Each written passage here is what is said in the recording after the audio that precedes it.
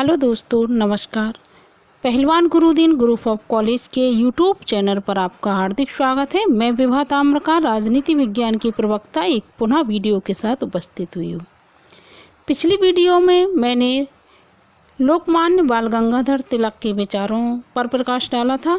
आज हम पढ़ाएंगे बाल गंगाधर तिलक से संबंधित शिक्षा संबंधी उनके शिक्षा संबंधी विचार और राष्ट्रीय शिक्षा से संबंधित उन्होंने क्या विचार दिए हैं, उनमें उनका क्या योगदान रहा है। यदि आपने हमारा चैनल अब तक सब्सक्राइब ना किया हो तो प्लीज़ सब्सक्राइब करें, लाइक करें, कमेंट्स करें और बेल आइकन बटन अवश्य दबाएं, जिससे हमारी सारी नोटिफिकेशन आपके पास सबसे पहले पहुंचे। आज हम पढ़ाएंगे बाल गंगाधर तिलक की शिक्षा संबंधी विचार पर प्रकाश डालेंगे। ये भी बीए फर्स्ट ईयर का सेकंड पेपर और एमए फर्स्ट ईयर का फर्स्ट पेपर से संबंधित है।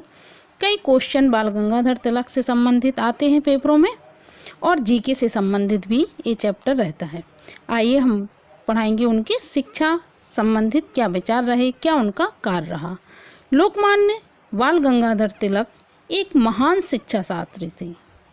वह राजनीतिज्ञ भी थे, बहुत अच्छे उन्होंने विचार दिए थे और शिक्षा शास्त्री भी थे। शिक्षा से संबंधित उनके विचार भी थे कि भारतीयों का योगदान शिक्षा में बहुत कम है और इनका योगदान ज़्यादा से ज़्यादा शिक्षा की ओर होना चाहिए। वे और आगरकर महाराष्ट्र में शिक्षा आंदोलन के प्रेरणा थे। बाल गंगाधर तिलक और आगरकर उदारवादी भारत में प्रचलित पाश्चात्य शिक्षा व्यवस्था के लिए अंग्रेजों के प्रति कृतज्ञता अनुभव करते थे, लेकिन तिलक इस दृष्टिकोण से असहमत थे और उनका कहना था कि यह शिक्षा व्यवस्था ना तो छात्रों को देश की स्थिति का सही ज्ञान कराती है और ना ही उन्हें जीविका के लिए तैयार करती है। तिलक के राष्ट्रीय शिक्षा के विचार के चार प्रमुख पक्ष थे। उनके चार प्रमुख पक्ष वह रखते थे। शिक्षा को जन सामान्य के लिए सुलभ बनाया जाए, जिससे निर्धन व्यक्ति भी शिक्षा से वंचित न रहे। दूसरा है, यह सुनिश्चित किया जाए कि शिक्षा भारतीयों द्वारा और भारतीय उद्देश्यों को ध्यान में रखते दी जाए। शिक्षा का उद्देश्य भारतीयों के लिए भी हो और भारतीयों के उद्देश्य को ध्यान में रखकर शिक्षा दी जाए। शिक्षा व्यक्तियों के व्यक्तित्व के विकास तथा उनके चरित्र निर्माण का सुदृढ़ आधार बने। ऐसी शिक्षा देनी चाहिए जिसमें व्यक्ति का विकास हो, साथ साथ उनके चरित्र निर्माण के लिए भी आगे सफलता प्राप्त हो। शिक्षा के माध्यम से युवकों को इस प्रकार प्रशिक्षित किया जाए कि वे जनता को राष्ट्रीय जागृति एवं आंदोलन के लिए प्रेरित और संगठित कर सकें। ऐसी शिक्षा हो कि जनसाधारण तक पहुँचे और राष्ट्र में जो ब्रिटिश सरकार बैठी हुई थी देश में, उसके लिए भी ऐसी शिक्षा का प्रचार हो कि सभी लोग राष्ट्रीय आंदोलन से प्रेरित हों और उस शिक्षा में भी राष्ट्रीय आंदोलन से संबंधित चर्चाएं हों। तिलक का कहना था कि पढ़ना लिखना सीख लेना ही शिक्षा नहीं होती है। शिक्षा वही है जो हमें जीवन उपार्जन के योग्य बनाए, देश का सच्चा नागरिक बनाए और हमें अपने पूर्वजों का ज्ञान तथा अनुभव दे। तिलक का कहना था, ऐसी शिक्षा नहीं कि हम इतना पढ़ लिख जाएं कि देश के कार्य ही भूल जाएं, देश के पक्ष में ही कुछ ना करें। शिक्षा ऐसी होनी चाहिए कि हमें केवल किताबी ज्ञान ना होकर ऐसा ज्ञान हो, हर चीज़ की शिक्षा मिले जिससे हमारा जीवन आगे बढ़े। जीवन में क्या हमें रोजगार चाहिए, क्या आगे बढ़ना है, और एक देशभक्ति भी होना चाहिए और अपने पूर्वजनों का अनुभव भी उस शिक्षा से जुड़ा होना चाहिए। इस दृष्टि से उन्होंने राष्ट्रीय शिक्षा की जोरदार वकालत की। बंगाल के राष्ट्रवादियों के कार्यक्रम में राष्ट्रीय शिक्षा को अपनाए जाने के पूर्व भी तिलक, आगरकर और चिपलूडकर के मन में इसकी रूपरेखा बन चुकी थी। तिलक का कहना था कि राष्ट्रीय शिक्षा से ही राष्ट्रीय चरित्र का निर्माण हो सकता है और देशवासी मतांतरों से ऊपर उठकर संगठित हो सकेंगे और देश की शक्ति आगे बढ़ेगी। तिलक ने राष्ट्रीय शिक्षा का एक ऐसा पाठ्यक्रम प्रस्तुत किया था जो व्यवहारिक था और देशवासियों के सर्वग्रीण विकास में सहायक भी था। स्वदेशी आंदोलन के दिनों में राष्ट्रीय शिक्षा के लिए उन्होंने महाराष्ट्र के समर्थ विद्यालय स्थापित किए थे। तिलक की राष्ट्रीय शिक्षा भारतीय पद्धति और पाश्चात्य पद्धति दोनों का सामान्य थी। जो भारतीय संस्कृति थी और जो पाश्चात्य दोनों का समन्वय स्थापित करती थी। राष्ट्रीय शिक्षा के पाठ्यक्रम में कई बातें उन्होंने रखी थी, जैसे औद्योगिक एवं प्रविधि शिक्षा पाठ्यक्रम का अंग बने। तिलक ने सदैव इस बात के लिए आग्रह किया है कि शिक्षा पाठ्यक्रम में औद्योगिक एवं प्रविधियों शिक्षा को आवश्यक स्थान दिया जाए, जिससे शिक्षा जीवन उपार्जन का साधन बन सके। ऐसी शिक्षा हो औद्योगिक से संबंधित हो, जिसमें व्यक्तियों का जीवन चल सके। और धार्मिक शिक्षा पर भी उन्होंने बल दिया था। तिलक की राष्ट्रीय शिक्षा का दूसरा महत्वपूर्ण तथ्य क्या है? धार्मिक शिक्षा। तिलक धार्मिक शिक्षा पर बहुत जोर देते थे और कहा करते थे, किसी को अपने धर्म पर अभिमान कैसे हो सकता है यदि वह उससे अनभिज्ञ है। धार्मिक शिक्षा का अभाव ही इस बात का एकमात्र कारण है कि देश भर में ईसाई पादरियों का प्रभाव बढ़ रहा है। तिलक का उन लोगों से मतभेद था जो कहते थे कि धर्म से झगड़े बढ़ते हैं। जो व्यक्ति कहते थे कि धर्म से झगड़े बनते तो वह उनका विरोध करते थे। तिलक की मान्यता थी कि धार्मिक शिक्षा झगड़ों और पारस्परिक कलह को दूर करने का श्रेष्ठ मार्ग होती है। धार्मिक शिक्षा से भारतीयों में अनुशासन और अतीत के प्रति सम्मान का भाव उदय होता है।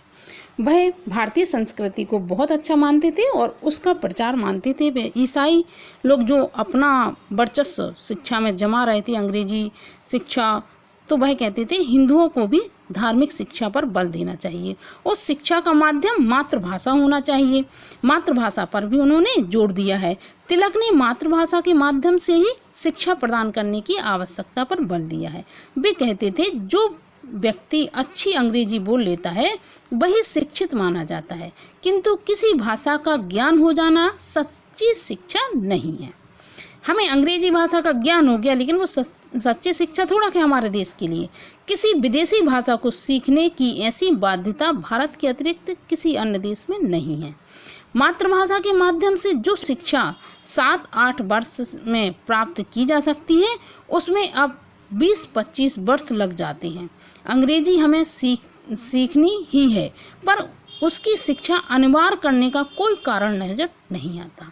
ऐसा नहीं है कि हम भारत में अंग्रेजी शिक्षा को ही आगे बढ़ाएं। तिलक ने अंग्रेजी की महत्ता को स्वीकार किया, लेकिन उनका कहना था कि मातृभाषा को प्रधानता और अंग्रेजी को गौण स्थान दिया जाए। मातृभाषा को ही प्रधानता दी जाए। ये नहीं है कि हम अपने ही देश में अंग्रेजी को ऊपर उठा दें और अपनी मातृभाषा को नीचे गिरा दें। तो वह कहते थे कि मातृभाषा को प्राथमिकता दी जाए और अंग्रेजी भाषा को गौण स्थान दिया जाए। एक राष्ट्रभाषा और एक लिपि का भी उन्होंने समर्थन किया है कि भाषा भेद में विभाजित देश में देश की एकता के लक्ष्य को प्राप्त करने के लिए एक राष्ट्रभाषा और एक लिपि को महत्वपूर्ण तत्व मानती थी। अतः वे पहले कांग्रेसी नेता थे जिन्होंने देवनागरी लिपि में लिखी हिंदी को राष्ट्रभाषा बनाने का सुझाव दिया था।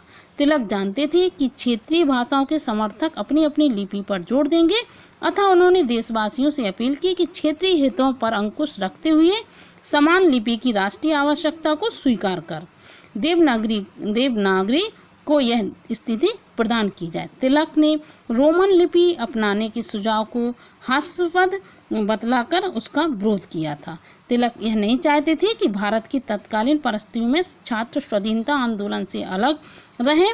वे चाहते थे कि छात्र पढ़ना लिखना जारी रखें, लेकिन इसके साथ ही वह अपना कुछ समय जनता में चेतना उत्पन्न करने और स्वदेशी का बहिष्कार के महत्व का प्रचार करने में लगाएं।